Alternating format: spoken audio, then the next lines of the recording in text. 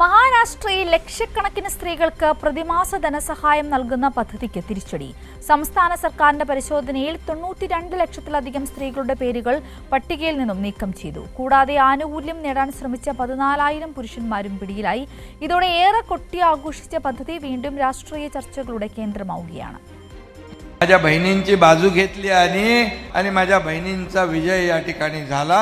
सरकारची योजना आपण सुरू करू शकतो. आता ही लाडकी बहीण योजना आहे, ज्या योजनेमध्ये 1500 रुपये प्रति महिना आपण महिलांना देतोय. തിരഞ്ഞെടുപ്പ് കാലത്തെ ചൂടം വാഗ്ദാനം സംഗതി ഫലം കണ്ടെങ്കിലും അധികാരത്തിലെത്തിയതോടെ മുന്നോട്ട് കൊണ്ടുപോകാനാകാതെ പദ്ധതി മുടങ്ങി.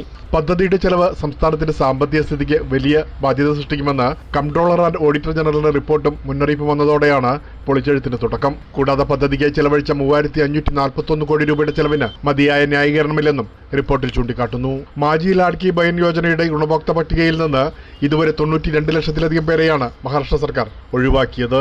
തുടക്കത്തിൽ 2.5 കോടിയോളം ഗുണഭോക്താക്കളുണ്ടായിരുന്ന പദ്ധതിയിൽ ഇത് ഏകദേശം 38% കുറവാണ്. നിശ്ചിത സമയത്തിനുള്ളിൽ KYC പൂർത്തിയാക്കാത്ത 50 മുതൽ 55 ലക്ഷം വരെ സ്ത്രീകളാണ് പട്ടികയിൽ നിന്ന് ഒഴിവാക്കപ്പെട്ടവരിൽ ഭൂരിഭാഗവും. വാർഷിക കുടുംബ വരുമാനം നിശ്ചിത പരിധിയായ 2.5 ലക്ഷം രൂപയ്ക്ക് മുകളിലുള്ള 12 ലക്ഷം സ്ത്രീകളെയും 65 വയസ്സിന് മുകളിലുള്ള 4 ലക്ഷത്തിലധികം പേരെയും അയോഗ്യരായി കണ്ടെത്തി. ഇതിനോടൊപ്പം പദ്ധതിയുടെ ആനുകൂല്യം നേടാൻ ശ്രമിച്ച ഏകദേശം 14,000 പുരുഷന്മാരെയും പട്ടികയിൽ നിന്ന് നീക്കം ചെയ്തു. ഗുണഭോക്തൃ പട്ടികയിൽ നിന്ന് പേരുകൾ തെറ്റായി നീക്കം ചെയ്തെന്ന പരാതികളും സർക്കാർ പരിശോധിച്ചു വരികയാണ്.